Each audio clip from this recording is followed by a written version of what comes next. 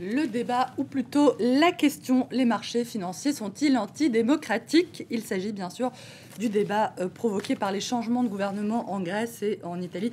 Des changements qui sont intervenus sous la pression du monde de la finance et qui ont fini par susciter du coup pas mal d'interrogations. Les citoyens ont-ils finalement perdu leur droit à décider? Libération qui a demandé à des financiers ce qu'ils pensaient de tout ça, notamment à Michel Pébreau, qui est le président du conseil de surveillance de la BNP. Et voici ce qu'il en dit.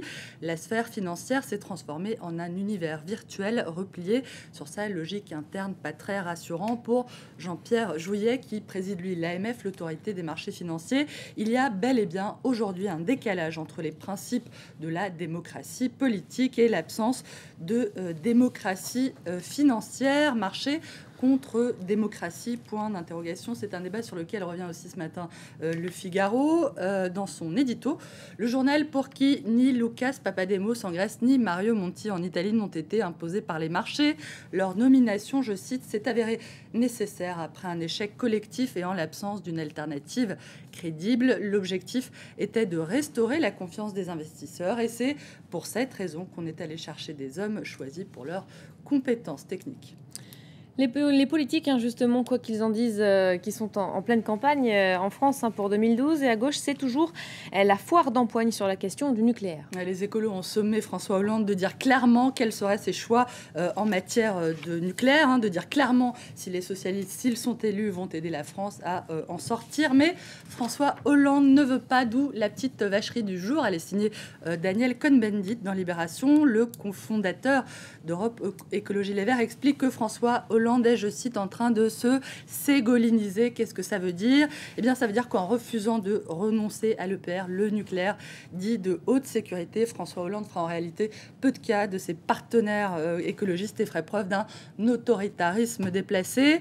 La manière dont François Hollande fait la démonstration de sa crédibilité, c'est du Sarkozy ou du Mitterrand pur jus. Je cite, la raison, j'ai raison, le chef, c'est moi, ça promet tout ça. Effectivement. Et on va passer maintenant en Allemagne où l'arrestation de 3 personnes, 2 hommes et une femme soupçonnés d'appartenir à un groupe terroriste néo-nazi est en train de susciter un profond malaise. Ce sont 2 hommes et une femme qui auraient fait partie d'un groupe qui aurait sévi en Allemagne pendant près de 10 ans sans jamais être inquiétés. Ils auraient participé, Elisabeth, au meurtre de 8 restaurateurs turcs et un grec. Il pourrait être lié aussi à un attentat commis en 2004 dans un quartier immigré de Cologne. Mais ce qui suscite aussi le malaise, nous raconte Le Monde, c'est que ce trio, qui était apparemment connu de la police allemande pour avoir appartenu à un autre groupuscule néo-nazi, pourrait avoir été utilisé par la police allemande toujours pour infiltrer justement ces milieux d'extrême droite. Bref, leur travail d'informateur pourrait être à l'origine de cette très longue dérive.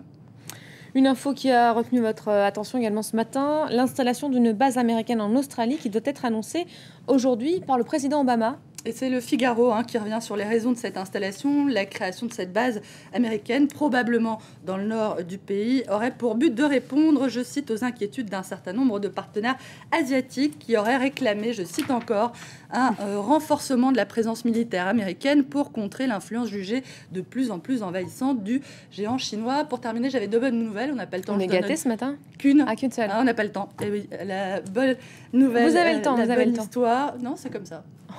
La belle histoire du côté de l'humanité, l'histoire de salariés d'une fonderie dans le sud-ouest de la France, à Fumel. C'est des employés qui ont réussi à sauver leur entreprise de la liquidation, promise à la liquidation.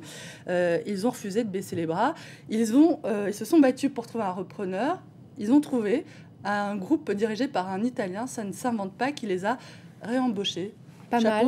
Et la deuxième, non Non, simplement, il y a une réunion qui commence aujourd'hui de chercheurs à Chantilly. Ça se passe à Chantilly. Ils vont réfléchir à la façon dont les plantes vont peut-être pouvoir remplacer un jour le pétrole. C'est fini, Hélène. Merci, il faut insister ce matin. Merci, on vous retrouve tout à l'heure pour la revue de presse internationale. Il est 7h16 à Paris. On fait un point tout de suite sur les principaux titres de l'actualité. Lâché par la Ligue arabe, Bachar al-Assad est poussé vers la sortie. Pour la première fois, un dirigeant arabe l'appelle à partir. Le roi Abdallah II de